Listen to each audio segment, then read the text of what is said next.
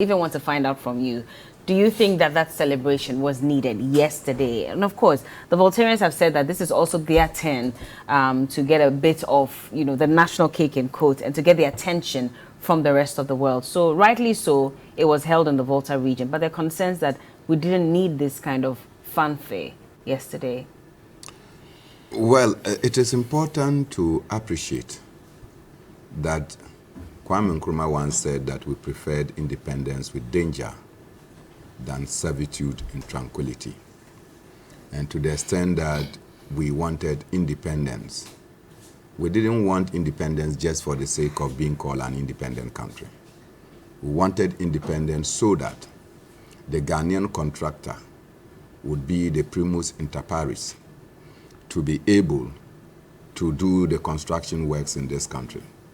In fact, at the time of our independence, we had the Ghanaian contractors that constructed the Job 600. Indeed, we were told that it was the 600 project that the PWD was embarked on. With funding from the Czechoslovakia. You understand? They were engaging. We had Ghanaian contractors that developed almost every infrastructure and constructed the majority of the things that we have. Today, if you look at that independence compared to the situation with the Ghanaian contractor, the PWD appears to have fizzled out. They don't do any public works any longer. Even the private Ghanaian contractors who have spent their monies, some of them auctioned their property in order to execute government projects. The government has failed to pay them. And when government is coming to pay, they identify one or two big contractors, and all the monies are paid into those big contractors. And these many contractors who, when money is paid, they will be able now to spread to the lower levels. They continue to wallow in abject poverty. Some of them are dying because banks are taking over their assets. They are taking over their homes that they use for collateral. In order, their only crime is that they executed government projects. They went for loans in order to do the government projects, and government is failing to pay them. That does not qualify you as an independent country. When you have these situations going on, you cannot claim to be independent. We are an independent country where as a former vice president of Tanzania will say, Kapoepe will say, that these people who colonized us in the past have returned as investors. And what have they done? They've taken over every economic space and left the indigenes with no economic space. So if you go to the mining sector, it is dominated by expatriate investors, and we have virtually nothing. If you come to the telecom sector, until recently we bought Tigo at $1. Is it $1? Yes, $1. $1. Nominal. Nominal. That's the nominal value. $1. When Ghana Telecom was sold to Vodafone, Vodafone is selling to Telecel, and the state will not go and buy Vodafone. You want the state to buy Vodafone? Why not? Because it is the most profitable institution with all the structures in place. Okay. And so if we sold it and the people want to return to a different company, the government of Ghana should be interested in buying Vodafone and not Tigo. How many people use Tigo lines? I mean, or in addition to Tigo. You understand? And so we could have easily said, look, we want to retake our Vodafone, bring it back as Ghana Telecom. Because if you go around the infrastructure of Ghana Telecom, they are all collapsing because the people are not interested in investing in anything. So those investors have come to rather colonize us. So our independence really is like a fiction. It's not real. And while we claim that we even have pseudo-political independence, that independence is run on the terms and conditions of the metropolis. And so they determine that, well, we want to do elections. So cycle by cycle we do elections, and these elections are not inuring to the benefit of the people. And yesterday when I listened to President Akufo-Addo, I felt more weaker. Why? A Ghanaian.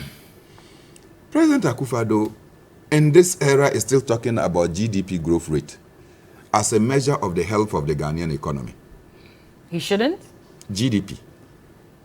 Why do you Gross think he domestic product. Who owns that gross domestic product? GDP cannot be the determinant of the health of any developing economy when that economy is not owned by you. Your extractive sector is completely owned by foreign interests. Our oil that we just started production not in a decade or so, we only own 13%. 87% flies away from you. As for the telecom sector, it's 100% owned by non-Ghanaians. When you go to the mining sector, you own less than 2%. And then you come and tell me that GDP is growing.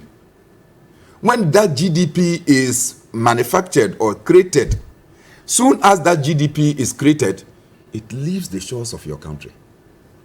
You are left with nothing. In fact, the only industry that is booming in the Ghanaian society is the drinking bar industry. And people go there to drink away their frustrations. You know that for sure? Oh, for a fact. Are you one of those people? Just go out to go and see. I'm just checking if you also go there to go and drink away your frustrations. I'm saying that we drink our frustrations. I sometimes do that with you. So it's obvious that, look, majority of people are in a helpless situation. And look, our independence was not just safe march. Our true independence was 1st July 1960, which made sure that we then yanked ourselves entirely from British rule. Because from 1957 until 1960, when we even passed laws, the laws must receive the assent of the Queen. Otherwise, they don't become law. Lawyer, you can correct me. And so, we got our total independence on 1st July 1960. Republican status. That yanked us from British colonial rule. President Akufo-Addo has the gusto to say that 1st July should become a commemorative day. So that people don't actually understand that the independence struggle was a journey that got eventually terminated on 1st July. Because we started so many, legislative assembly, got into representation, got into the executive co, before eventually we started having our safe march. And from safe march, we then had 1st July.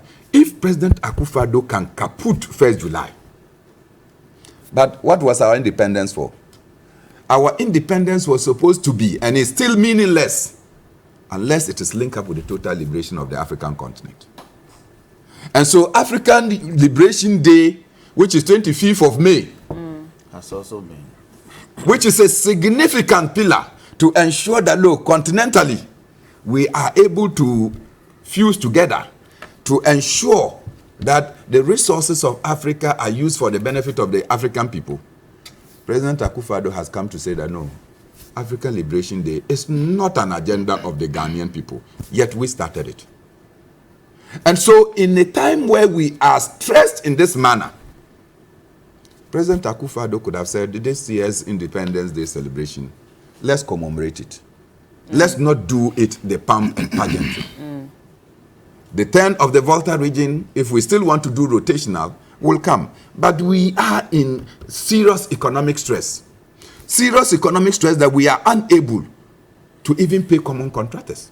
Soldiers that we have recruited, we are paying them 30% and claiming that we are putting 70% of their money in the integrity savings for them, which is not the case. Teachers that were recruited in 2022, January, have not been paid as we speak. In the face of these realities, you have such money to go and festoon yourself. But we need to know how much was spent, first of all. In that year, we need to know in the 62nd edition, they spent close to $3 million. So if you have to do the exponential, so it means that by this time, we should be spending close to 7 to 10 million. And depreciation. It's just because we're still conjecturing. We'll wait for because they are refusing to give the figures out. And so this is where you can conclude. And don't forget that you have to carry almost everything from Accra to the regions. You understand? You move the soldiers to go and stay in the regions. Yeah. You move the police to go and stay in the regions. You move the horses, all the service, the horses and everything. You move them to the regions, and they have to stay there minimum 2 weeks. Yes, it may look pomp and pageantry, but if you look at the current circumstances we find ourselves, you will go to support Sophia Akufu, the former Chief Justice, to say that the amount of resources, and she said, look, you have to carry Chief Justices and all the justices from Accra to the regions. Do you know what it cost? And just see what they did. You will see. But she was the terrible 2017 the terrible road conditions in the Volta region were simply patched. Okay. So as to allow smooth passage of big people to come and use. So the ordinary people that were using the roads every day, breaking their cars, breaking their backs. And the airports that they condemned, used it. Suddenly, they are useful. But this government gave a facelift. So I just cardboard we'll have to wrap up on this conversation. So I think that importantly, look, President Akufo-Addo is not leaving. Okay. And it pains when President Akufo-Addo comes to say that he inherited a challenge economy. Okay. What President Akufo-Addo is leaving, it's not just a challenge economy. It's a very devastated economy, looking at everything that we have gone through in his hands. All right.